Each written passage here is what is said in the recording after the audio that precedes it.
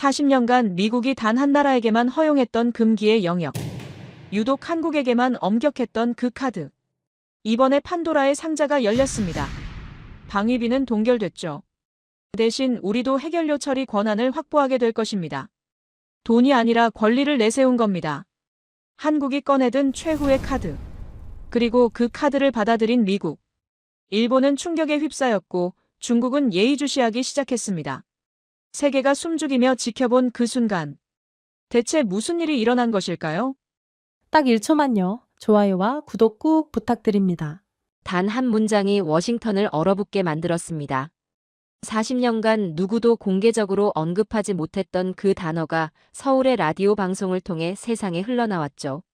미국이 농축과 재처리를 받아들이기로 했습니다. 원자력 협정 개정 작업에 착수합니다. 핵정책 전문기자로 지낸 22년. 단 한 번도 들어본 적 없는 문장이 공식 채널을 통해 송출되는 순간이었어요. 손에 들고 있던 커피잔이 책상 위로 기울어졌습니다. 40년 금기를 미국이 허용했다는 겁니다. 2025년 10월 21일 화요일, 맨해튼 타임스퀘어 사무실. 저는 뉴욕타임스 국제분석팀 선임기자 셰퍼 그랜트입니다. MIT에서 정치물리학 박사과정을 마쳤고 핵비 확산 분야에서 22년째 현장을 추적해왔어요. 중동의 사막과 유럽의 연구소, 그리고 아시아의 외교 현장을 오가며 원자력 정책의 이면을 보도해온 삶이었죠. 그날 아침은 평온했습니다. 겉보기엔 그랬어요. 오전 8시 37분, 저는 세 개의 모니터를 켜놓고 전 세계 뉴스 피드를 확인하고 있었습니다.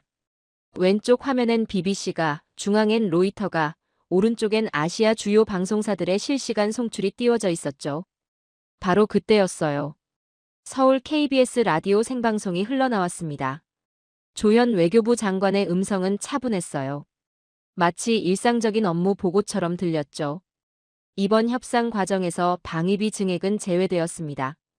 대신 원자력 협정 개정 사안이 논의 테이블에 올랐습니다. 손에 쥔 커피잔이 미세하게 떨렸습니다. 재처리. 그 단어가 공중파를 탔어요. 공개석상에서 발언된 겁니다.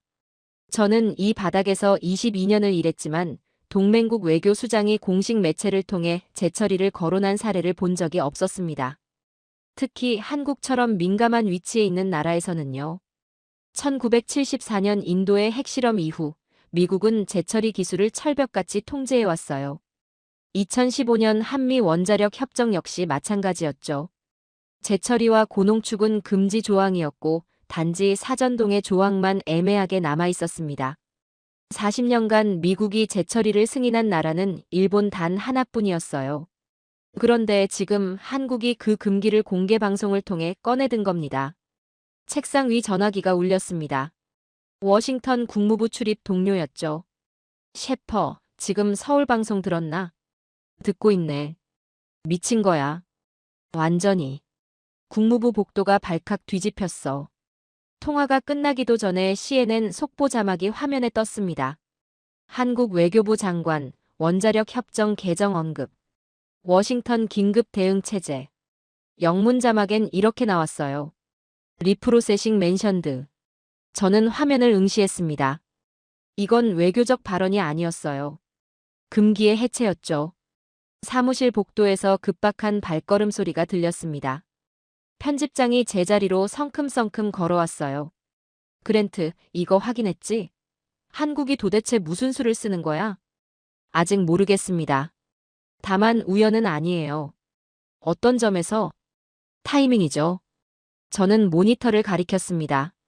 오른쪽 화면엔 또 다른 뉴스가 떠 있었어요. 사우디 아람코 77억 달러 규모 가스 플랜트 한국 컨소시엄의 낙찰. 삼성 엔지니어링 주도. 편집장이 눈을 가늘게 떴습니다. 동일한 날짜? 그렇습니다. 같은 날이에요. 핵과 에너지, 외교와 기술. 동일한 날 한국이라는 이름 아래 터져나온 겁니다. 저는 손가락으로 책상을 두드렸죠.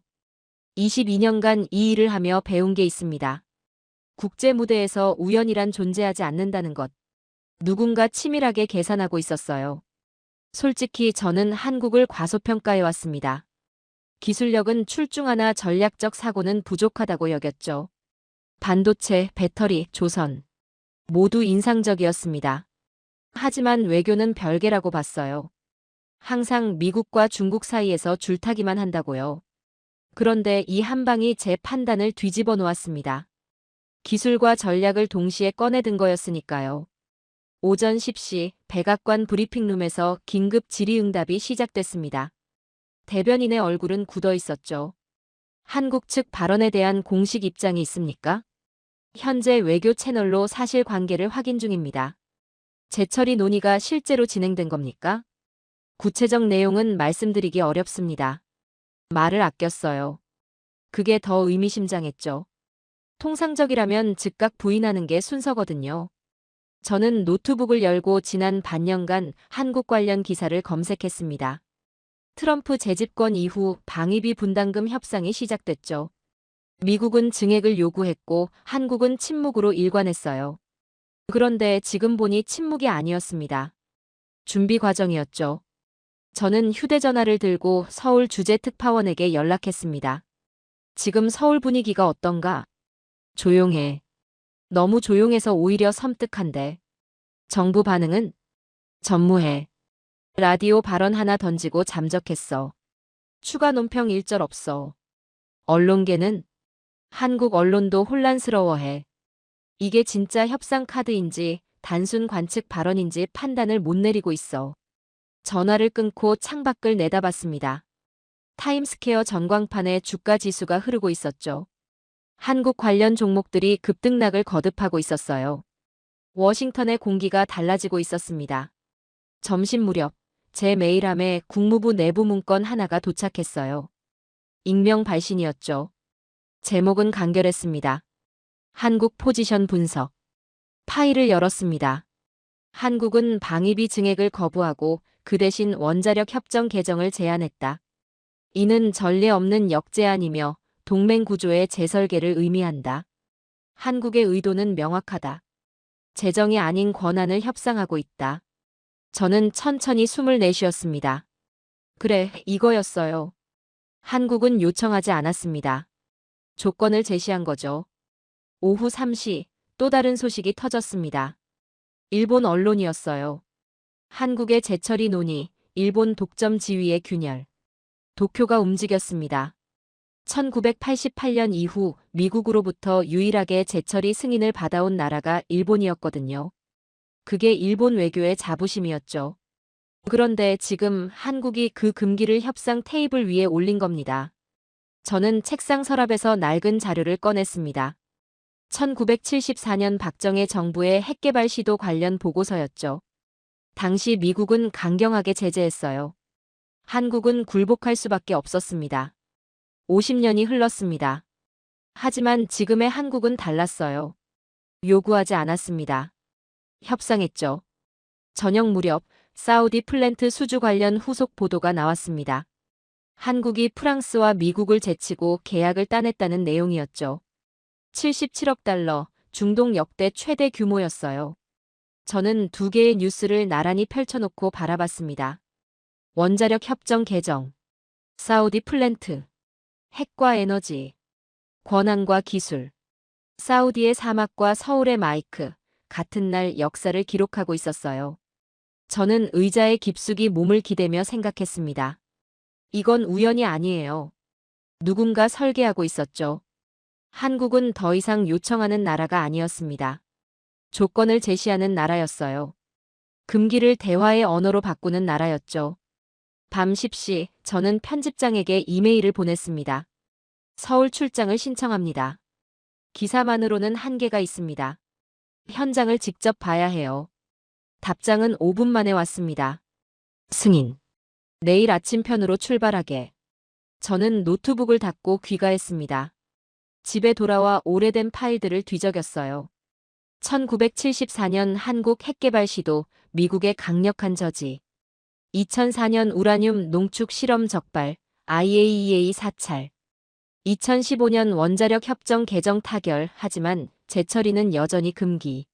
한국은 50년간 이 장벽 앞에 멈춰 서 있었습니다. 그런데 2025년 그 장벽에 정면으로 문을 연 거예요. 조용하게, 그러나 확고하게. 항공권을 예약하면서 생각했습니다. 22년간 제가 목격한 한국은 언제나 대응하는 나라였어요. 미국이 요구하면 조율하고 중국이 압박하면 균형을 잡고. 하지만 오늘 본 한국은 달랐습니다. 먼저 움직였고 먼저 제안했죠. 이건 새로운 한국이었습니다.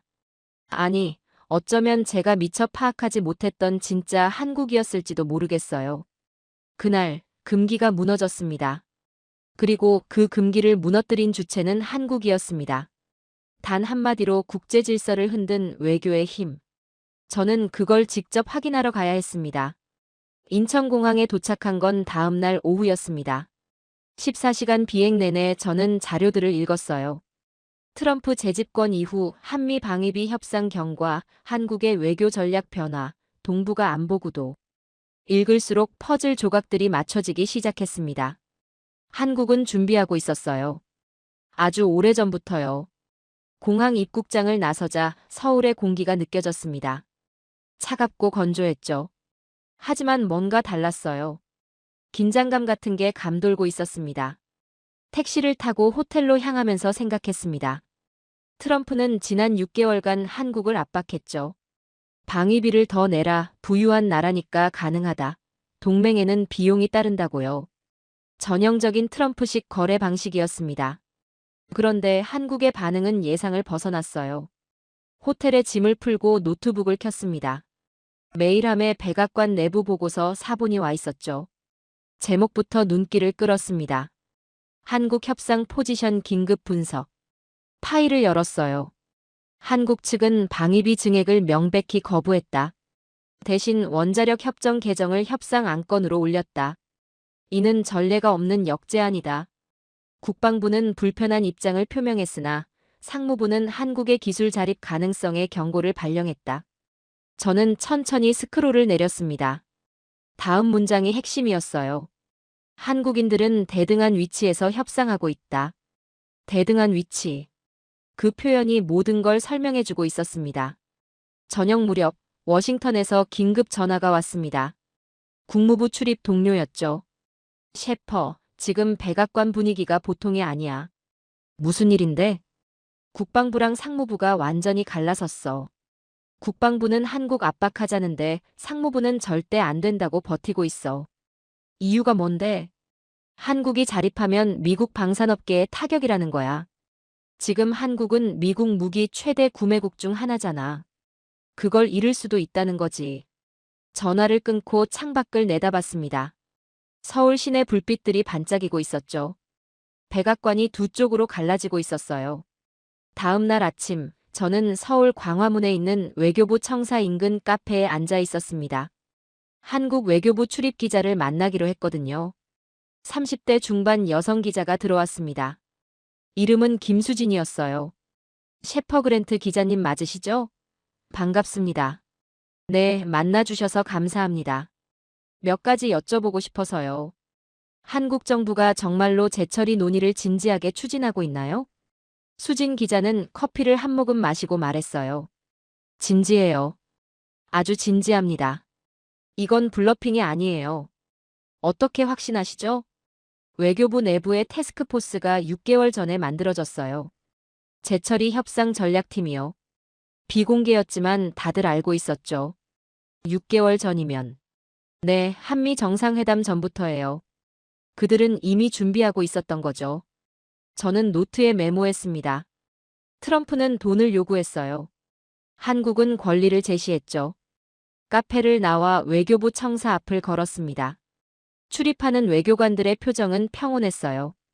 너무 평온해서 오히려 이상할 정도였죠. 오후에 저는 한국 국방연구원 연구원을 만났습니다. 익명 조건으로 인터뷰에 응해줬어요. 한국이 방위비 동결을 고집하는 이유가 뭡니까? 돈 문제가 아니에요. 구조의 문제죠. 구조요? 한국은 더 이상 요청만 하는 나라로 남고 싶지 않아요. 우리도 조건을 제시할 수 있다는 걸 보여주고 싶은 겁니다. 그게 바로 재처리 카드군요. 맞아요. 미국이 40년간 금기로 묶어뒀던 그 카드를요.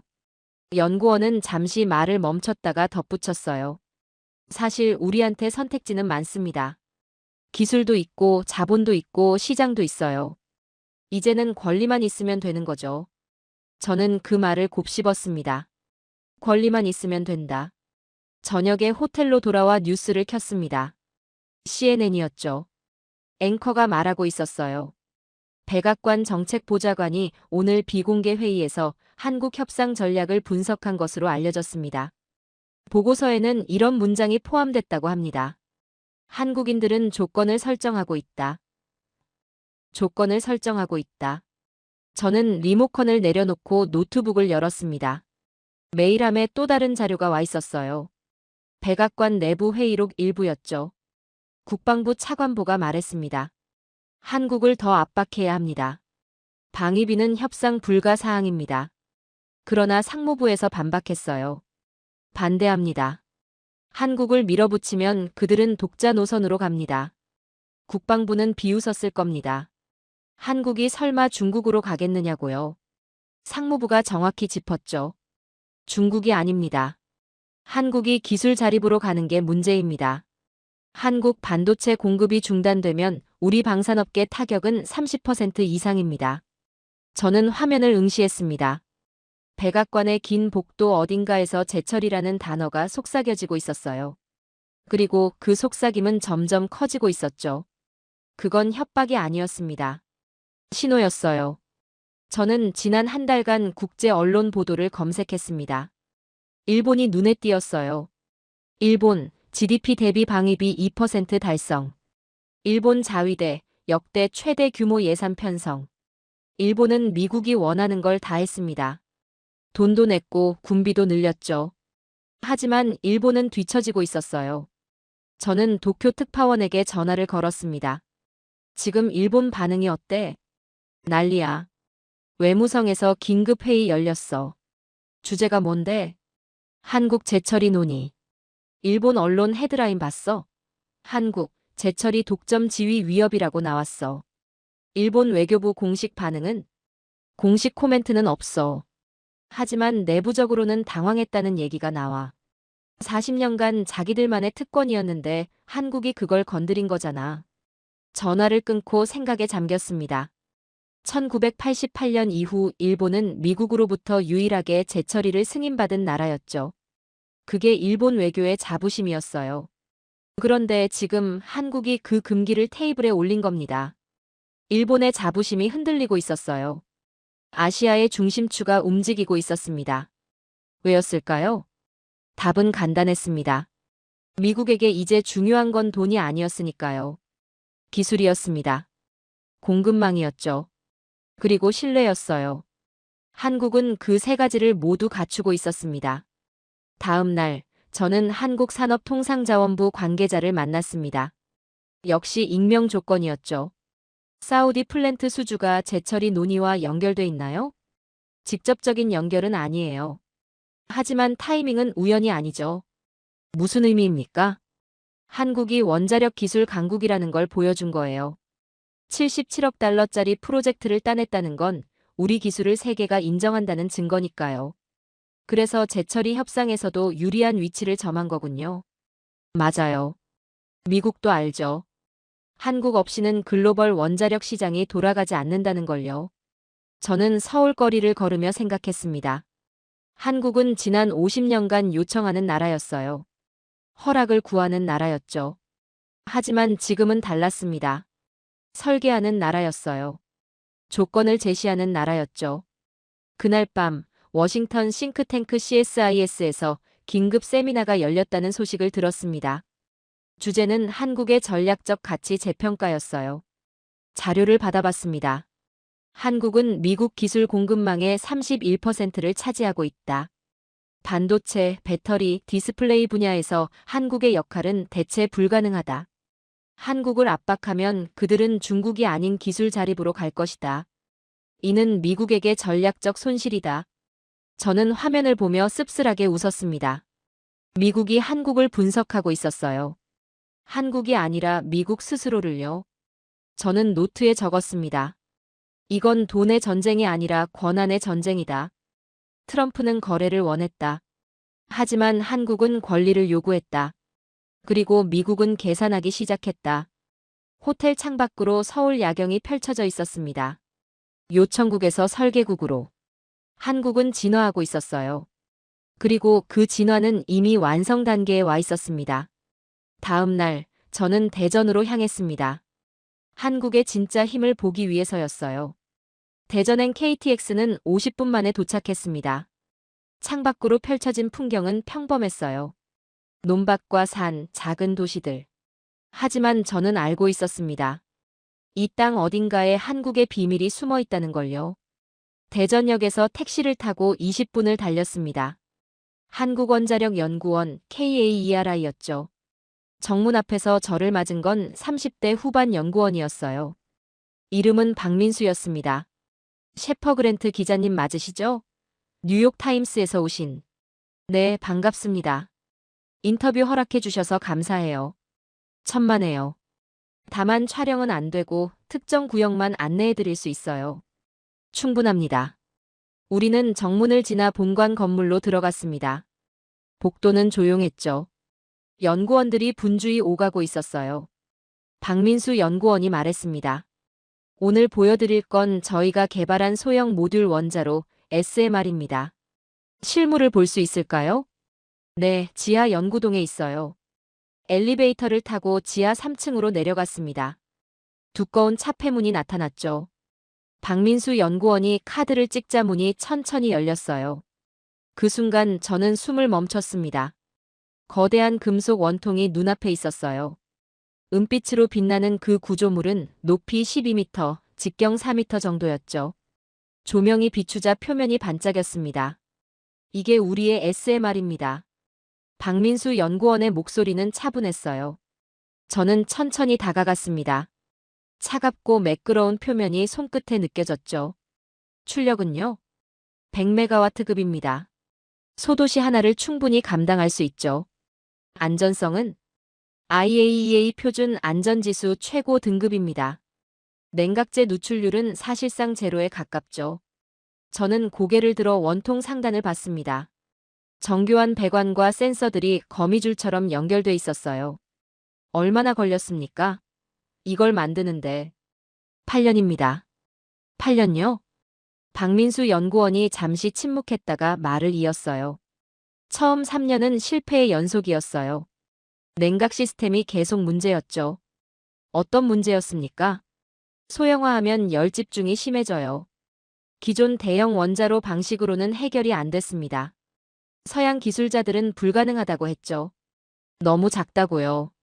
그럼 어떻게 해결했습니까? 우리는 다른 방식으로 접근했어요. 압력이 아니라 흐름으로요. 냉각수가 자연 순환하도록 설계를 완전히 바꿨죠. 그게 한국식 해법이군요. 박민수 연구원이 고개를 끄덕였습니다. 맞아요. 모방이 아니라 해석으로 완성한 거죠. 2017년에 시작해서 2025년에 완성했어요. 저는 숫자를 곱씹었습니다. 8년. 미국과 프랑스는 같은 기술을 개발하는데 25년에서 30년이 걸릴 거라고 추정했죠. 한국은 그 3분의 1 시간에 해낸 겁니다. 어떻게 가능했죠? 박민수 연구원이 미소 지었어요. 모방하지 않았으니까요. 무슨 의미입니까? 서양 기술을 베끼지 않았어요. 우리가 필요한 걸 처음부터 설계했죠. 한국 환경에 맞게, 한국 기술로요. 자립 기술 비율이 얼마나 됩니까? 98%입니다. 98%. 저는 노트에 적었습니다. 이건 물리학이 아니었어요. 철학이었죠. 문득 MIT 시절이 떠올랐습니다. 핵공학과 해리슨 교수의 말이 생생했어요. 한국은 빠르지만 창의성은 부족하다. 따라하기는 잘해도 원천 기술은 어렵다. 그게 동양과 서양의 차이지. 저는 당시 그 말에 고개를 끄덕였습니다. 그게 정설이라고 믿었죠. 하지만 지금 눈앞에 SMR이 그 편견을 산산조각 내고 있었어요. 교수님, 틀렸습니다. 완전히 틀렸어요. 박민수 연구원이 제어실로 저를 안내했습니다. 모니터 수십 개가 원자로 상태를 실시간으로 보여주고 있었어요. 20년간 무정비 운용이 가능합니다. 연료 교체 없이요. 20년요? 네. 그게 소형 모듈 원자로의 핵심이죠. 한번 설치하면 20년간 작동해요. 오지에도 섬에도 심지어 북극에도 설치할 수 있습니다. 저는 모니터를 바라봤습니다. 온도, 압력, 냉각수 흐름, 방사선 수치. 모든 게 안정적이었죠. 다른 나라 SMR과 비교하면 어떻습니까? 박민수 연구원이 자료를 꺼냈어요. 미국 뉴스케일, 프랑스 EDF, 러시아 로사톰. 모두 SMR 개발 중이에요. 하지만 아직 상용화 단계까지 못 갔죠. 한국은요? 우리는 이미 IAEA 인증 절차에 들어갔어요. 2026년이면 수출이 가능합니다. 2026년. 내년이었습니다. 저는 원자로를 다시 봤어요. 은빛 구조물이 숨을 쉬고 있었습니다. 아니, 숨을 죽이고 있었죠. 조용히 하지만 강력하게. 이게 한국의 목표입니까? 에너지 자립. 박민수 연구원이 고개를 끄덕였어요. 에너지 자립은 시작이에요. 진짜 목표는 선택권입니다. 선택권이요? 네. 우리가 원하면 해결료를 자체 생산할 수 있는 권리. 그게 제철이죠. 그래서 지금 미국과 협상하는 거군요. 맞아요. 기술은 이미 있어요.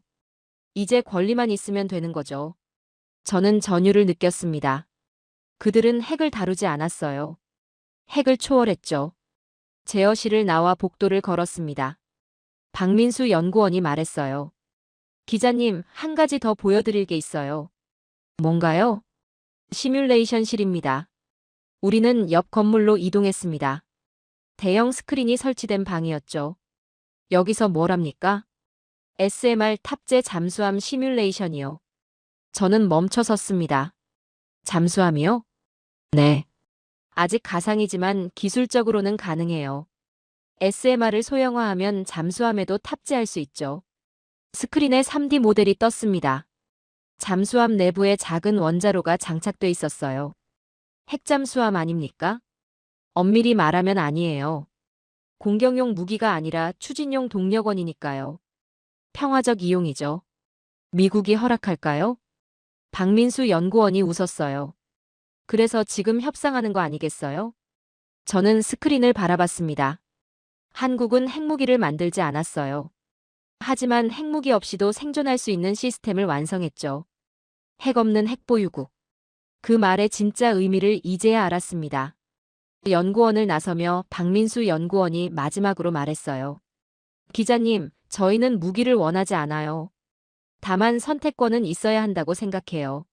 선택권이요? 네. 우리도 결정할 수 있다는 것. 그게 독립 아니겠어요? 저는 악수를 청했습니다. 오늘 보여주신 것 잊지 않겠습니다. 한국을 제대로 알려주세요. 우리는 위협이 아니라 파트너니까요. 택시를 타고 대전역으로 돌아가는 길, 저는 창밖을 봤어요. 평범한 거리, 평범한 사람들. 하지만 그 아래엔 비범한 기술이 숨어 있었습니다. 한국은 에너지를 만들지 않았어요. 독립을 만들었죠. 서울로 돌아오는 KTX 안에서 저는 노트북을 열었습니다. 제목을 적었죠. 핵 없는 핵보유국 마이너스 한국의 SMR 혁명.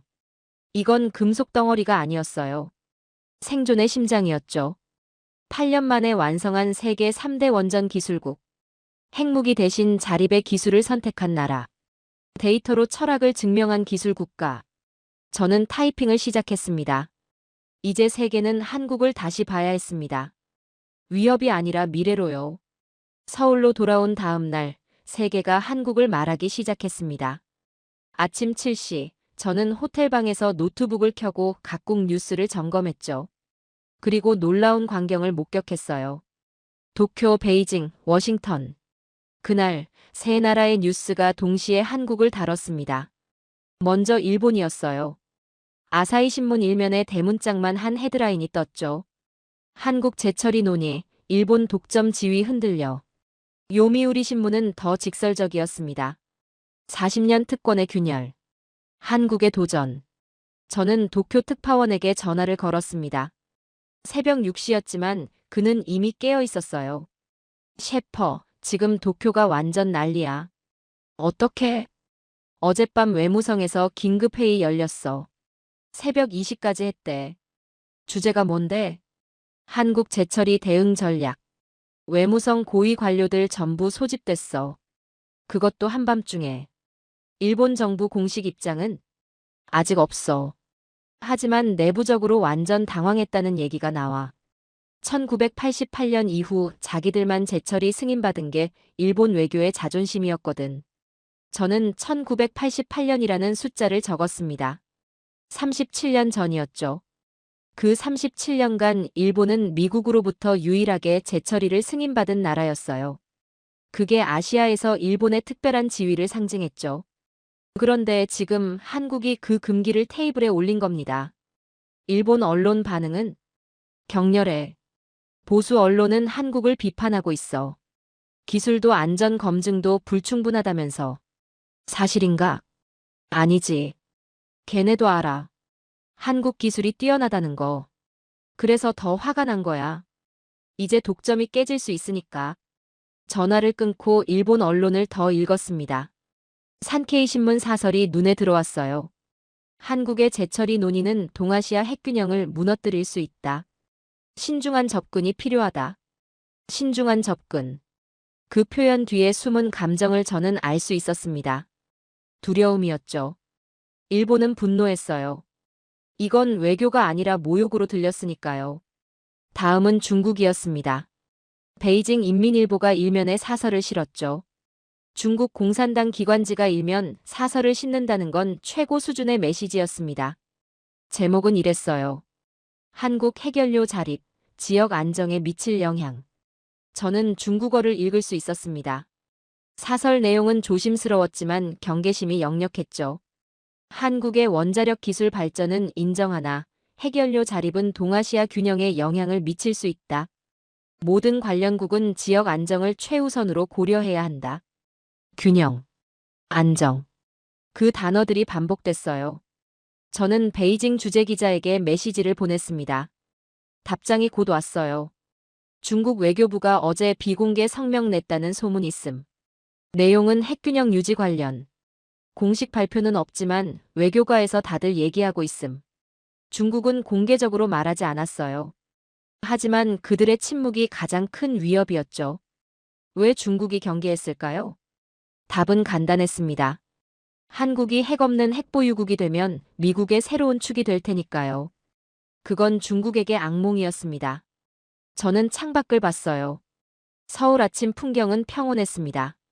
사람들은 출근하고 버스는 달리고 카페는 문을 열었죠. 하지만 이 도시를 둘러싼 세계는 요동치고 있었습니다. 오전 10시 워싱턴에서 뉴스가 터졌어요. 백악관 국가안보회의에서 긴급 브리핑이 열렸다는 거였죠. 주제는 한국 재처리 논의에 대한 대응이었습니다. 저는 워싱턴 동료 기자에게 전화했어요. 지금 백악관 분위기가 어때? 완전 갈라졌어. 국방부, 국무부, 에너지부가 각자 다른 입장이야. 구체적으로 국방부는 우려하고 있어. 한국이 핵기술을 독자적으로 가지면 통제가 어려워진다는 거지. 하지만 국무부는 달라. 한국을 압박하면 동맹 관계가 흔들린다고 봐. 에너지부가 제일 흥미로워. 걔네는 한국 기술을 인정해. 오히려 협력하자는 쪽이야. 한국 SMR 기술이 미국에도 도움된다고 봐. 통제냐, 동맹이냐? 워싱턴이 갈라지고 있었습니다. 저는 백악관 내부 문건을 받았어요. 익명의 제보자가 보내준 거였죠. 제목은 한국 요인 분석이었습니다. 파일을 열었어요. 한국은 더 이상 통제 대상이 아니다. 기술적으로나 경제적으로 자립 가능한 국가다. 한국을 압박하면 그들은 독자 노선을 선택할 것이며 이는 미국의 전략적 손실이다. 한국은 의존 대상으로 변모하고 있다. 의존 대상. 그 문장이 모든 걸 말해주고 있었습니다. 오후에 저는 서울 용산에 있는 전쟁기념관 근처 카페에서 한국 국방 전문가를 만났어요. 그는 30년 이상 한미 관계를 연구한 학자였죠. 교수님, 지금 아시아 3국이 모두 한국에 반응하고 있습니다. 이게 정상인가요? 교수는 커피를 저으며 말했어요. 정상은 아니죠. 하지만 불가피해요. 왜죠? 한국이 변수에서 중심으로 바뀌고 있으니까요. 일본은 그 중심이 자기들이어야 한다고 믿었고, 중국은 그 중심이 생기는 걸 원치 않았죠. 미국은 통제할 수 있다고 생각했고요. 하지만 지금은 한국이 먼저 움직이고 있어요. 그게 새 나라를 당황하게 만든 겁니다.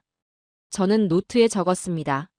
한국은 변수가 아니라 질서의 설계자다. 교수가 덧붙였어요. 셰퍼 기자님, 한 가지 더 알아두세요. 한국은 이번에 두 가지를 동시에 보여줬어요. 두 가지요? 기술과 전략이요. SMR로 기술을 증명했고 재처리 논의로 전략을 보여줬죠. 세계는 이제 한국을 다시 평가해야 합니다. 카페를 나와 거리를 걸었어요. 용산 거리는 북적였습니다. 학생들, 직장인들, 관광객들. 평범한 일상이었죠. 하지만 저는 알았습니다. 이 평범함 아래 비범함이 숨어 있다는 걸요. 저녁에 호텔로 돌아와 각국 뉴스를 다시 확인했습니다. 일본에서는 야당이 정부를 압박하고 있었어요. 한국 재처리 논의에 강력히 대응하라고요. 중국에서는 환구시보가 사설을 냈습니다. 한반도 비핵화 원칙을 지켜야 한다는 내용이었죠. 미국에서는 싱크탱크 CSIS가 긴급 보고서를 발표했어요. 제목이 인상적이었습니다. 코리아 팩터 불가역적 구조. 저는 그 보고서를 다운로드해 읽었어요. 한국은 미국 첨단 기술 공급망의 31%를 점유한다. 반도체, 배터리, 디스플레이 분야에서 한국 없이는 미국 산업이 작동하지 않는다. 한국의 원자력 기술 자립은 에너지 안보에도 영향을 미친다. 코리아 팩터는 이제 불가역적 구조다. 불가역적 구조. 한국은 이제 선택사항이 아니었어요. 필수였죠. 밤 10시, 저는 뉴욕 본사 편집장에게 영상통화를 걸었습니다. 셰퍼, 잘 지내나? 네. 하지만 여긴 조용한 전쟁터예요. 무슨 뜻이야? 일본, 중국, 미국이 모두 한국에 반응하고 있어요. 각자 다른 이유로, 각자 다른 방식으로요. 하지만 공통점이 있습니다. 뭔데? 한국을 더 이상 무시할 수 없다는 거죠. 편집장이 고개를 끄덕였어요. 기사 잘 쓰게. 이건 중요한 스토리야. 알고 있습니다. 통화를 끊고 창밖을 봤습니다. 서울 야경이 반짝이고 있었죠. 저는 생각했어요.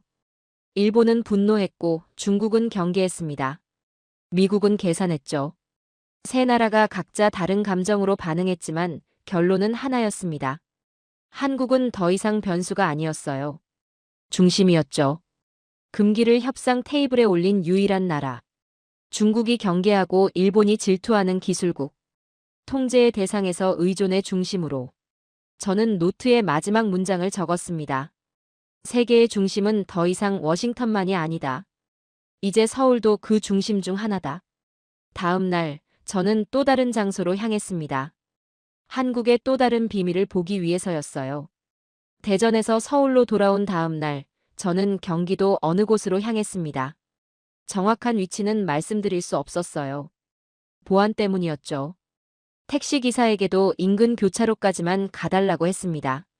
내려서 10분을 걸었어요. 한적한 도로였습니다. 양쪽으로 나무가 늘어서 있었죠. 그때 검은색 세단 한 대가 멈춰 섰습니다. 창문이 내려가고 50대 중반 남성이 얼굴을 내밀었어요. 셰퍼 그랜트 기자님? 네. 타십시오. 차는 다시 10분을 달렸습니다. 정문이 나타났어요. 경비가 삼엄했죠. 신분증을 확인하고 차량을 검색하고 출입증을 발급했습니다. 국방과학연구소였습니다. 저를 안내한 남성이 말했어요. 저는 박진호입니다. 소장이에요. 만나 뵙게 되어 영광입니다. 영광은요. 제가 뉴욕타임스 기사 잘 봤어요. 공정하게 써주셔서 감사합니다. 우리는 본관 건물로 들어갔습니다. 복도는 조용했지만 긴장감이 흘렀어요. 여기는 한국 국방기술의 심장이었습니다. 박진호 소장의 집무실은 소박했어요. 책장 가득 논문과 보고서가 꽂혀 있었고 책상 위에는 낡은 사진 한 장이 놓여 있었죠. 앉으세요. 저는 의자에 앉았습니다. 박 소장은 책상 서랍을 열고 뭔가를 꺼냈어요. 낡은 도면이었습니다. 종이 가장자리가 약간 그을려 있었죠. 오래된 것 같았어요. 이게 뭡니까? 박 소장은 도면을 책상 위에 펼쳤습니다. 1990년대 초반 설계도예요. 우리가 꿈꿨던 것들이죠. 저는 도면을 자세히 봤어요. 잠수함이었습니다. 하지만 일반 잠수함이 아니었어요. 내부에 작은 원자로 같은 게 그려져 있었죠. 이게 장영실함 초기 개념입니다. SMR 탑재 잠수함이죠. 저는 숨을 멈췄습니다. 30년 전에 이미 구상했단 말입니까? 박 소장이 고개를 끄덕였어요. 네. 하지만 당시엔 불가능했어요. 기술도 없었고 허락도 없었죠. 그런데 왜 보관했습니까? 언젠가는 가능할 거라 믿었으니까요. 박 소장의 손이 도면을 쓰다듬었습니다. 그의 손에는 화상 자국이 있었어요. 오래된 상처였죠. 기자님, 저희는 핵무기를 원하지 않습니다. 네. 핵무기는 원하지 않아요. 다만 선택권은 있어야 한다고 생각합니다. 선택권. 그 단어가 공기 중에 머물렀습니다. 무슨 의미입니까? 박 소장은 잠시 창밖을 봤어요. 연구소 마당에 은행나무가 서 있었습니다. 한국은 전쟁을 겪었습니다. 1950년 이 땅은 잿더미가 됐죠. 제 아버지는 그때 돌아가셨어요. 저는 태어나기도 전이었지만요. 저는 조용히 들었습니다. 전쟁 이후 우리는 항상 보호받는 입장이었어요. 미국이 우리를 지켜줬죠. 감사한 일입니다. 진심으로요. 박 소장의 목소리가 낮아졌어요. 하지만 보호받는다는 건 스스로 결정하지 못한다는 뜻이기도 해요. 우리는 항상 허락을 구해야 했습니다. 무기를 만들 때도 기술을 개발할 때도요. 그래서 독립을 원하시는 겁니까? 독립이라기보다는 선택권이에요. 우리도 결정할 수 있다는 것. 필요하면 우리 힘으로 살아남을 수 있다는 것. 그게 진짜 자유 아니겠어요? 저는 전율을 느꼈습니다. 핵무기가 아닌 자유의 기술. 박 소장이 도면을 다시 가리켰어요. 이 잠수함은 무기가 아닙니다. 생존의 도구죠. 어떻게 다릅니까? 공격용이 아니라 방어용이에요.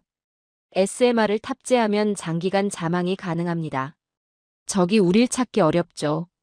하지만 우리는 선제 공격을 하지 않아요. 다만 살아남는 겁니다. 억제 전략이군요. 맞습니다. 그건 공격이 아니라 생존이에요. 전쟁이 아니라 평화죠. 박 소장은 서랍에서 또 다른 자료를 꺼냈어요. 2025년 국방부 내부 보고서였습니다. SMR 군용 응용 가능성 검토. 이게 공식 문서입니까? 네. 우리는 연구하고 있어요. 하지만 결정은 하지 않았죠. 그게 선택권의 의미입니다. 할 수 있지만 하지 않는 것. 필요하면 할 수 있다는 것. 저는 노트에 적었습니다. 그런데 왜 지금 이걸 보여주십니까? 박 소장이 저를 똑바로 봤어요. 세계가 오해하고 있어서요. 한국이 핵무기를 원한다고 생각하더군요. 아닙니다. 우리는 NPT를 준수해요. 비핵화 정책을 지키죠. 하지만 재처리를 요구하고 있지 않습니까? 평화적 재처리요. 에너지 자립을 위한 거죠. 우리는 핵연료를 수입에만 의존하고 싶지 않아요. 스스로 만들 수 있어야 합니다. 그게 선택권이군요. 맞아요. 우리가 원하면 만들 수 있다는 것. 하지만 평화적 목적으로만 쓴다는 것. 그게 한국의 철학입니다. 저는 도면을 다시 봤습니다. 장영실함. 조선시대 과학자 장영실의 이름을 딴 잠수함. 무기가 아니라 과학이었고 공격이 아니라 방어였죠. 이 도면은 언제 현실이 됩니까? 박 소장이 미소 지었어요. 그건 정치가 결정할 문제예요. 우리는 기술만 준비해둡니다. 필요하면 언제든지요. 미국이 허락할까요? 그래서 지금 협상하는 거 아니겠어요? 우리는 요구하지 않아요. 대화하죠. 미국도 알아요. 우리가 파트너라는 걸요. 저는 박 소장의 손을 다시 봤습니다. 화상 자국이 있는 그 손. 그 상처는 박 소장이 손을 내려다봤어요. 1993년 실험실 사고였어요. 엔진 개발하다가 폭발했죠. 동료 한 명이 그때 죽었습니다. 죄송합니다. 괜찮아요. 오래전 일이에요. 하지만 잊지 않습니다. 그 친구 때문에라도 우리는 성공해야 해요. 그 손은 전쟁의 피해자이자 미래의 설계자였습니다. 박 소장이 자리에서 일어났어요. 잠깐 밖에 나가시죠. 우리는 연구소 마당으로 나갔습니다. 은행나무 아래에 벤치가 있었어요. 가을 햇살이 따스했죠. 기자님, 한국을 어떻게 보십니까? 강한 나라입니다. 강함이 뭐라고 생각하세요? 저는 잠시 생각했어요. 힘이죠. 군사력이나 경제력. 박 소장이 고개를 저었습니다. 강함은 선택할 수 있는 능력이에요. 할 수 있지만 하지 않는 것. 가질 수 있지만 갖지 않는 것. 그게 진짜 강함입니다. 철학이군요. 맞아요. 한국의 기술은 철학에서 나와요. 우리는 무기보다 평화를 선택했습니다. 공격보다 방어를 선택했죠. 그게 우리가 살아남은 이유예요. 저는 은행나무를 올려다봤습니다. 노란 잎이 바람에 흔들리고 있었어요. 그럼 이 모든 기술, SMR도 잠수함도 결국 평화를 위한 겁니까? 네. 평화를 지키기 위한 거죠. 선택권이 없는 나라는 자유도 없어요. 우리는 자유롭고 싶은 겁니다. 스스로 결정하고 스스로 책임지는 나라로 살고 싶어요. 박 소장의 말이 제 가슴을 쳤습니다. 우리는 다시 안으로 들어갔어요. 작별 인사를 나눴죠. 오늘 보여주신 것 꼭 잘 전하겠습니다. 감사합니다. 한국이 위협이 아니라 파트너라는 걸 알려주세요. 약속합니다. 연구소를 나와 택시를 탔습니다. 서울로 돌아가는 길, 저는 창밖을 봤어요. 평범한 풍경이었습니다. 하지만 그 평범함 속에 비범한 철학이 숨어 있었죠. 한국은 핵무기 대신 선택권을 설계했어요. 기술보다 철학이 앞선 유일한 과학국. 방패를 무기로 바꾸지 않은 강자의 품격. 저는 노트북을 열고 타이핑을 시작했습니다. 그건 무기가 아니라 생존의 구조였다. 그들의 기술은 방패였다. 그리고 철학이었다. 핵 없는 억제, 그게 한국의 선택이었다. 그날 저는 깨달았습니다. 선택권이 없는 나라엔 자유도 없다는 것을요. 부산행 KTX에 올랐습니다. 창밖으로 한국의 남쪽 풍경이 펼쳐졌죠. 산과 들, 작은 마을들. 평화로워 보였어요. 하지만 저는 알고 있었습니다. 이 나라의 평화 아래 얼마나 강력한 힘이 숨어 있는지요. 부산역에서 택시를 탔습니다. 기사에게 말했죠. 진해까지 가주세요. 진해요? 거기 뭐 보러 가세요? 기사님께서 친절하게 번역 앱으로 말을 걸어주셨어요. 친구 만나러요. 라고 대답했지만 사실은 해군을 만나러 가는 거였습니다. 한국 해군 중령과 약속이 있었죠. 그는 익명을 조건으로 인터뷰에 응해줬어요. 택시는 해안도로를 달렸습니다. 푸른 바다가 왼쪽으로 펼쳐졌어요. 평온했죠. 하지만 그 바다 아래에 무엇이 있는지 아는 사람은 많지 않았습니다. 진해 기지 입구에서 저는 신분증을 제시했어요. 경비가 삼엄했습니다. 2번의 검색을 거쳐 안으로 들어갔죠. 회색 군복을 입은 중령이 저를 맞았습니다. 그는 악수를 청했어요. 셰퍼 그랜트 기자님이시죠? 저는 김태훈 중령입니다. 만나서 반갑습니다. 시간 내주셔서 감사해요. 천만에요. 다만 촬영은 불가하고 특정 정보는 말씀드릴 수 없습니다. 이해합니다. 우리는 기지 안쪽으로 걸었어요. 부두가 보였습니다. 그곳에 여러 함정이 정박해 있었죠. 그리고 저는 그것을 봤습니다. 회색빛 거대한 함체. 물에 반쯤 잠긴 채 조용히 숨을 죽이고 있는 금속의 거인. 저게 장영실함입니까? 김중령이 고개를 끄덕였어요. 네. 우리의 자랑입니다. 저는 잠수함을 바라봤습니다. 길이는 약 80m 정도로 보였어요. 표면은 매끈했고 함교가 작게 솟아 있었죠. 들어가 볼 수 있습니까? 죄송하지만 내부는 보안상 불가능합니다. 하지만 재원은 말씀드릴 수 있어요. 우리는 부두 옆 벤치에 앉았어요. 김중령이 태블릿을 꺼내 보여줬습니다. 장영실함은 리튬이온 배터리를 사용하는 디젤 잠수함입니다. 리튬이온 배터리요? 네. 기존 잠수함은 납산 배터리를 썼어요. 무겁고 용량이 작았죠. 하지만 리튬이온은 다릅니다. 가볍고 용량이 크고 효율이 높아요. 성능은 어떻습니까? 김중령이 화면을 넘겼어요. 자망시간 10일. 한 번 잠수하면 10일간 수면 위로 안 올라와도 됩니다. 10일. 저는 숫자를 되뇌었습니다. 그게 가능합니까? 배터리 덕분이죠. 리튬이온 배터리는 에너지 밀도가 높아요. 같은 크기로 3배 더 오래 버틸 수 있습니다. 소음은요? 100데시벨 이하입니다. 사실상 탐지가 거의 불가능해요. 바닷속 배경 소음과 구분이 안 될 정도죠. 저는 전율을 느꼈어요. 유령이었습니다. 금속의 유령. 이게 디젤 잠수함 맞습니까? 성능이 핵잠수함급인데요. 김중령이 미소 지었어요. 그래서 세계가 놀라는 겁니다. 디젤인데 핵급 성능이니까요. 다른 나라와 비교하면 미국 버지니아급 핵잠수함이 소음 95데시벨 정도예요.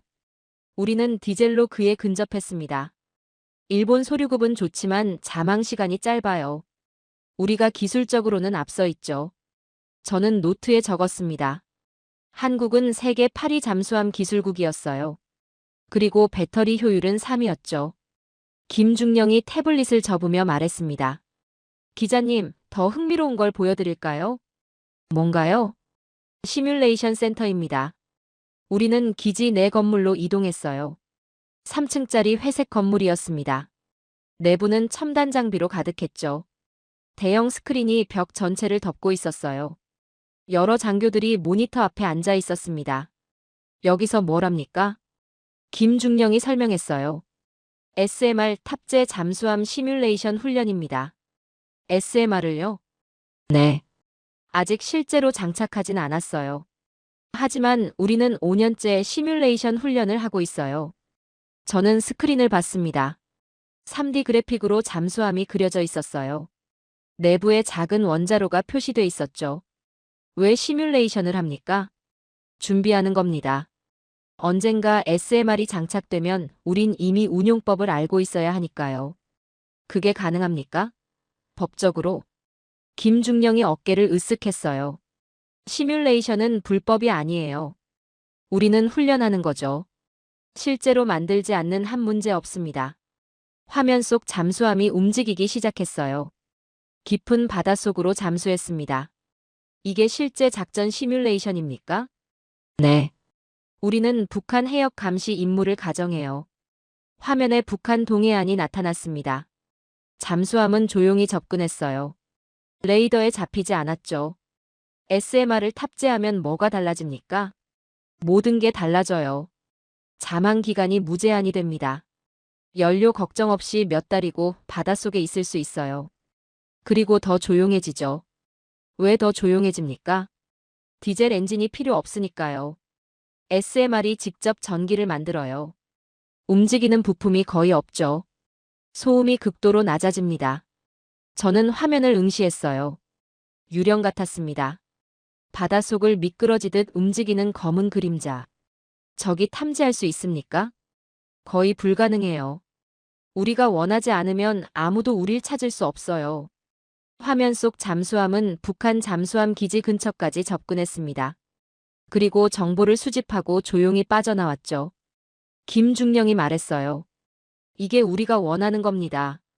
공격이 아니라 억제요. 우리가 있다는 걸 알리지 않으면서도 언제든 대응할 수 있는 능력. 평화를 위한 무기군요. 정확해요. 우리는 전쟁을 원치 않아요. 하지만 전쟁을 막을 순 있어야 합니다. 시뮬레이션이 끝났어요.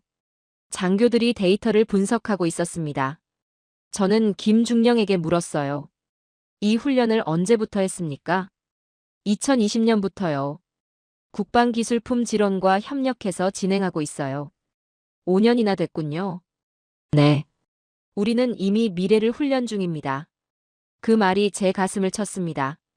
한국은 현재를 살면서도 미래를 준비하고 있었어요.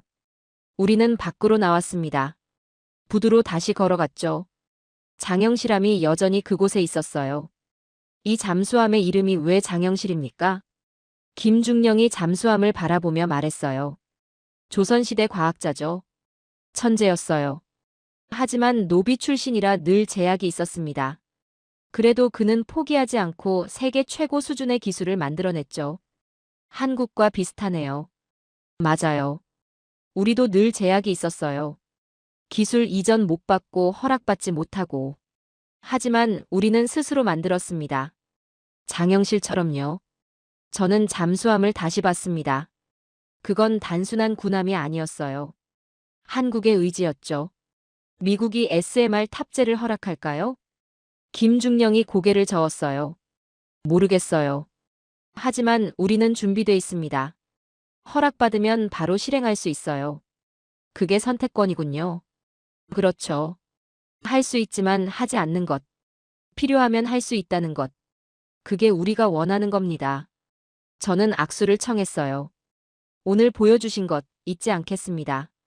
한국 해군을 제대로 알려주세요. 우리는 공격하지 않아요. 다만 지킬 뿐이죠. 기지를 나와 택시를 탔습니다. 부산역으로 돌아가는 길, 저는 창밖을 봤어요. 평범한 바다였습니다. 어선들이 떠있고 갈매기가 날고 있었죠. 하지만 저는 알았어요. 그 바다 아래 유령이 숨어 있다는 걸요. 장영실함. 핵 없이 핵잠수함급 기술을 완성한 나라. 전쟁을 준비하지 않고 평화를 훈련한 국가. 유령처럼 움직이지만 존재감은 압도적. 저는 노트북을 열고 타이핑을 시작했어요. 그건 군함이 아니라 조용한 혁명이었다. 유령은 실제했고 그 이름은 장영실이었다. 그들은 소리 없는 전쟁을 이기고 있었다. 한국의 기술은 잠수하지 않는다. 다만 조용할 뿐이다. KTX를 타고 서울로 돌아가며 생각했습니다. 세계는 한국을 과소평가했어요. 작은 나라, 분단 국가, 늘 보호받는 존재. 하지만 틀렸습니다. 한국은 스스로 살아남는 법을 배웠어요. 그리고 그 방법은 공격이 아니라 억제였죠. 다음 날, 저는 워싱턴으로 돌아갔습니다. 하지만 제 머릿속엔 여전히 그 유령 잠수함이 남아 있었어요. 인천공항을 떠나는 비행기 안에서 저는 지난 일주일을 되돌아봤습니다. 서울의 외교부, 대전의 연구원, 경기도의 국방과학연구소, 부산의 해군기지. 한국의 심장부를 본 일주일이었죠. 그리고 저는 확신했습니다. 세계가 한국을 다시 봐야 한다고요. 14시간 비행 끝에 워싱턴 덜레스 공항에 도착했어요. 11월 초에 워싱턴은 쌀쌀했습니다. 낙엽이 거리를 뒤덮고 있었죠.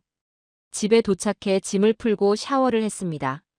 시차 적응이 필요했지만 잠은 오지 않았어요. 머릿속이 복잡했죠. 노트북을 켜고 메일함을 확인했습니다. 그리고 그것을 봤어요. 발신인 없는 메일 하나. 제목은 간단했습니다. 긴급. 읽어보시오. 첨부 파일이 하나 있었어요. PDF 문서였죠. 저는 잠시 망설였습니다. 출처 불명 파일을 여는 건 위험했으니까요. 하지만 호기심이 이겼어요. 파일을 열었죠. 첫 페이지에 로고가 보였습니다. STRATPOL 어널러서스 센터. 워싱턴의 유명한 전략정책 싱크탱크였어요. 국방부와 국무부에 자문하는 곳이었죠. 제목이 눈에 들어왔습니다. 코리어 더 누필러. 한국, 새로운 기둥. 저는 천천히 스크롤을 내렸어요. 첫 문장이 충격적이었습니다. 한국은 동맹이 아니다. 시스템의 구조다. 저는 숨을 멈췄습니다. 동맹이 아니라 구조. 그 문장이 의미하는 바를 저는 알았어요. 한국은 이제 선택사항이 아니라는 거였죠. 다음 페이지로 넘어갔습니다. 미국의 첨단 기술 공급망에서 한국이 차지하는 비율은 31%다.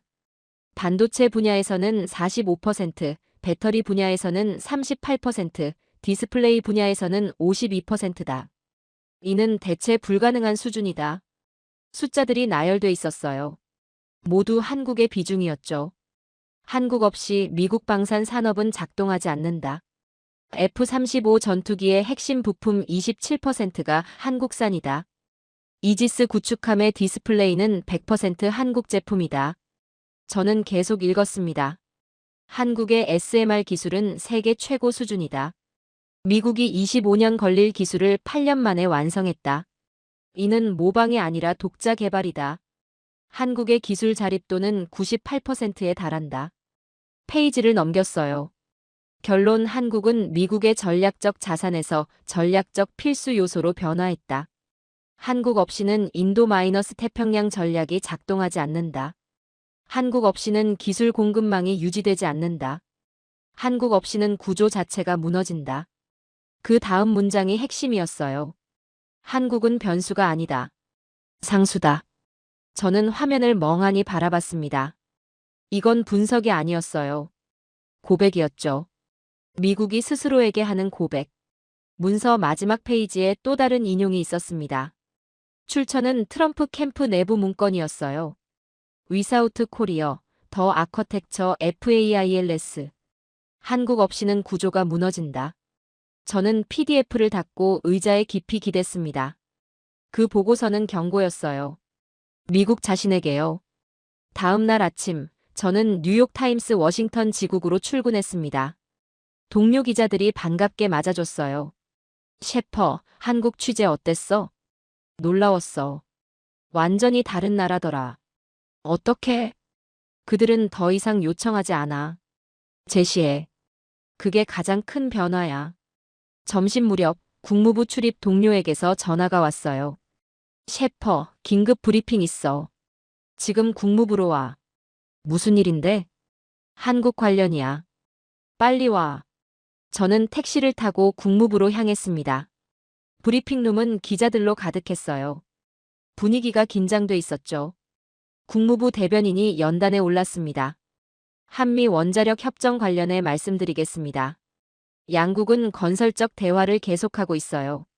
재처리 관련 논의도 테이블 위에 있습니다. 테이블 위에 있다. 공식적으로 인정한 거였어요. 기자들이 손을 들었습니다. 재처리를 승인할 겁니까?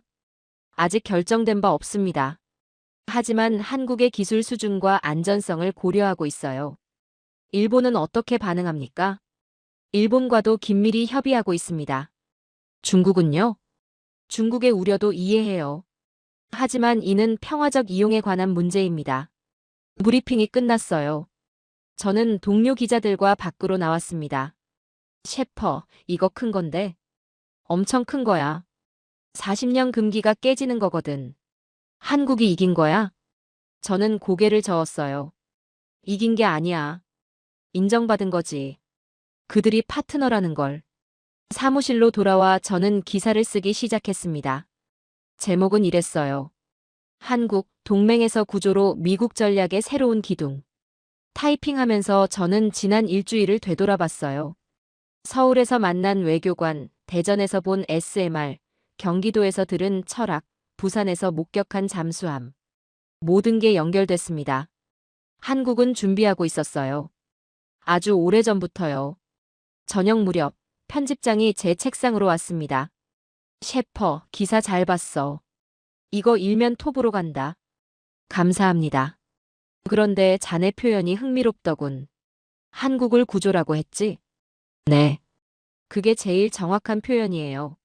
한국은 이제 시스템의 일부가 아니라 시스템 자체예요. 큰 변화네. 엄청난 변화죠. 패권의 중심이 움직이고 있어요. 편집장이 고개를 끄덕이고 자리로 돌아갔어요. 저는 창밖을 봤습니다. 워싱턴 석양이 지고 있었어요. 그날 밤 저는 집으로 돌아가 소파에 앉았습니다. TV를 켰죠. CNN이었어요. 앵커가 말하고 있었습니다. 오늘 국무부는 한국과의 원자력 협정 개정 논의를 공식 인정했습니다. 전문가들은 이를 미국 아시아 전략의 근본적 변화로 보고 있어요. 화면에 제 얼굴이 나왔습니다. 인터뷰 요청이 있었거든요. 뉴욕타임스 셰퍼 그랜트 기자는 이렇게 말했습니다. 제 목소리가 흘러나왔어요. 한국은 더 이상 보호받는 나라가 아닙니다. 스스로 서는 나라죠. 그리고 그 위에 다른 나라들이 의지하기 시작했어요. 이게 21세기 동맹의 새로운 모습입니다. TV를 끄고 노트북을 열었어요. 창밖으로 워싱턴 야경이 보였습니다. 백악관의 불빛, 국회의사당의 돔. 하지만 저는 알았어요. 세계의 중심이 움직이고 있다는 걸요. 서쪽에서 동쪽으로, 워싱턴에서 서울로. 한국은 이제 세계가 분석하는 나라였어요. 세계가 의존하는 나라였죠. 그리고 그 변화는 되돌릴 수 없었습니다. 다음 주 저는 다시 한국으로 갈 예정이었어요. 경주에서 열리는 에이펙 회의 취재를 위해서였죠. 그곳에서 새로운 시대가 열릴 거라는 예감이 들었습니다. 워싱턴에서 일주일이 지났습니다. 그동안 저는 한국 관련 기사를 3편 더 썼어요. 모두 일면에 실렸습니다. 편집장이 말했죠. 셰퍼, 에이펙 경주 회의 취재 가야 해. 역사적인 순간이 될 거야. 이미 준비하고 있습니다. 사흘 뒤 저는 다시 인천행 비행기에 올랐어요. 14시간 비행 끝에 인천공항에 도착했죠. 이번엔 서울에 머물지 않았습니다. 바로 경주행 KTX표를 끊었어요. 경주행 KTX는 2시간이 걸렸습니다. 창밖으로 한국의 고도가 다가왔죠. 천년의 역사가 숨쉬는 도시. 신라의 수도였던 곳. 에이펙 정상회의가 여기서 열린다는 게 상징적이었어요. 서울이 아닌 경주. 현대가 아닌 역사. 그 선택에 의미가 있었죠. 경주역에서 택시를 탔습니다. 기사가 말했어요. 에이펙 때문에 오셨어요? 요새 외국 사람들 진짜 많아요. 네, 기자입니다. 어느 나라 기자세요? 미국이요. 뉴욕타임스요. 오, 미국. 이번 회의 되게 중요하다던데 맞아요? 네, 아주 중요해요. 택시는 경주 시내를 지나 보문단지로 향했습니다. 호수가 보였어요. 석양이 물 위에 반짝이고 있었죠. 힐튼 호텔은 호수 옆에 자리 잡고 있었어요. 웅장했습니다. 각국 국기가 바람에 펄럭이고 있었죠. 로비는 붐볐습니다. 각국 외교관, 기자, 경호원들로 가득했어요. 여러 언어가 뒤섞여 들렸죠. 체크인을 하고 방으로 올라갔습니다. 12층이었어요. 창밖으로 보문호가 내려다 보였어요. 짐을 풀고 샤워를 했습니다. 그리고 정장으로 갈아입었죠. 오늘 밤 리셉션이 있었으니까요. 오후 7시, 저는 1층 대연 회장으로 내려갔습니다. 문이 열리자 화려한 광경이 펼쳐졌어요. 샹들리에, 원형 테이블, 와인 잔을 든 사람들. 전 세계가 이곳에 모여 있었죠. 저는 천천히 안으로 들어갔습니다. 귀에 들리는 대화는 하나의 주제로 귀결되고 있었어요. 리프로세싱. 재처리. 그 단어가 연회장 곳곳에서 속삭여지고 있었습니다. 한국이 정말 승인받을까? 일본은 뭐라고 할까? 중국 반응이 궁금한데. 이번 회의에서 공식 언급될까? 모든 대화는 하나의 단어로 귀결됐어요. 재처리. 저는 샴페인 한 잔을 들고 연회장을 돌아다녔습니다.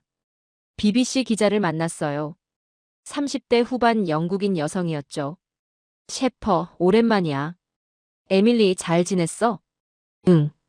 근데 여긴 분위기가 심상치 않더라. 다들 한국 얘기만 해. 당연하지. 이번 회의의 핵심이 한국이니까. 내 기사 봤어. 한국을 구조라고 표현했더라. 대담한데? 사실이야. 한국은 이제 시스템의 일부가 아니라 시스템 자체야. 에밀리가 고개를 끄덕였어요. BBC도 특집 준비 중이야. 제목이 한국, 에이펙의 조용한 설계자야. 좋은 제목이네. 저는 다시 걸었습니다.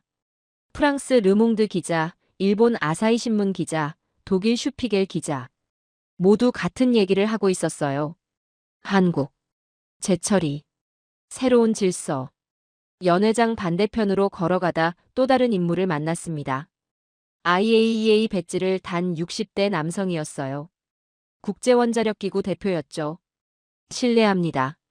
뉴욕타임스 셰퍼 그랜트입니다. 그가 돌아봤어요. 아, 기자님. 반갑습니다. 저는 피터 홀름이에요. IAEA 기술위원입니다. 질문 하나 해도 될까요? 물론입니다. IAEA는 한국의 재처리 기술을 어떻게 평가합니까? 홀름이 안경을 고쳤으며 말했어요. 솔직히 말하면 인상적이에요. 한국은 상업적 모델로 평화적 재처리 기술을 완성했습니다. 안전 기준도 최고 수준이고요. 승인 가능하다는 뜻입니까?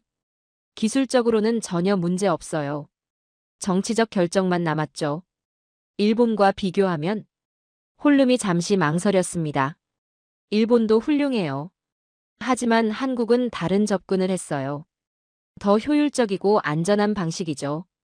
어떤 면에서는 일본을 뛰어넘었다고 봅니다. 저는 노트에 메모했어요. 한국의 성공 요인이 뭐라고 보십니까? 세 가지요. 기술, 신뢰, 철학입니다. 철학이요? 네. 한국은 핵을 에너지로만 봐요. 무기가 아니라요. 그 명확한 철학이 세계의 신뢰를 얻었죠.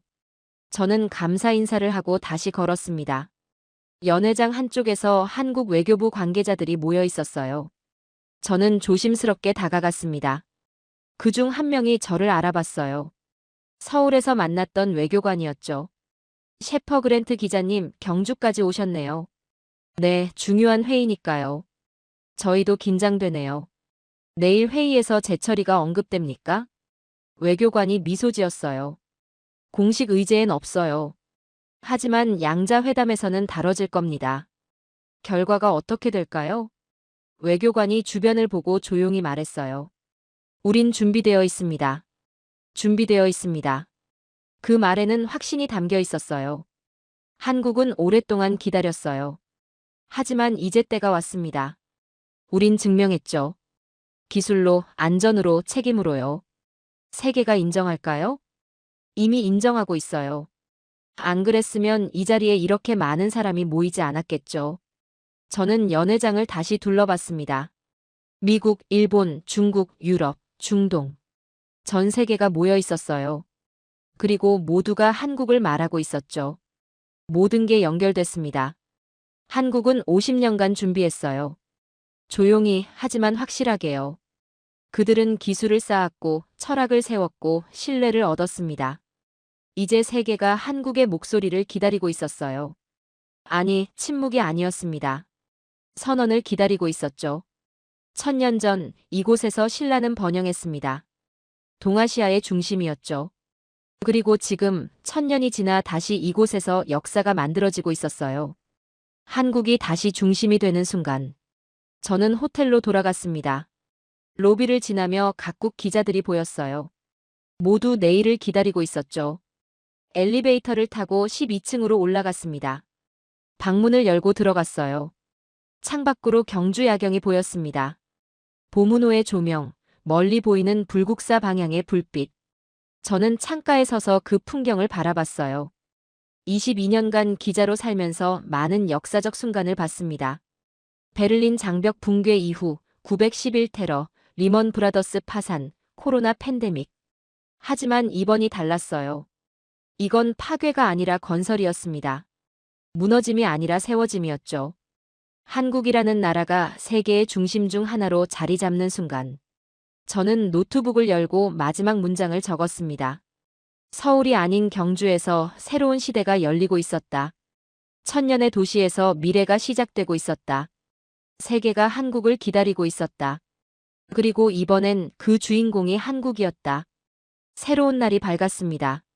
한국이 말하는 날. 세계가 듣는 날. 새로운 질서가 시작되는 날. 저는 밖으로 나갔어요. 경주의 아침 공기를 들이마셨죠. 그리고 생각했습니다. 50년 전 한국은 세계 최빈국이었어요. 25년 전 한국은 IMF 위기를 겪었죠. 하지만 지금 한국은 세계가 기다리는 나라였습니다. 기술로, 신뢰로, 철학으로 여기까지 왔어요. 저는 회의장으로 향했습니다. 새로운 시대를 기록하기 위해서였어요. 한국의 시대를. 세계가 경주에서 역사를 목격할 것입니다. 한 나라가 50년간 침묵으로 쌓아 올린 기술과 신뢰가 세계의 중심이 되는 순간을요.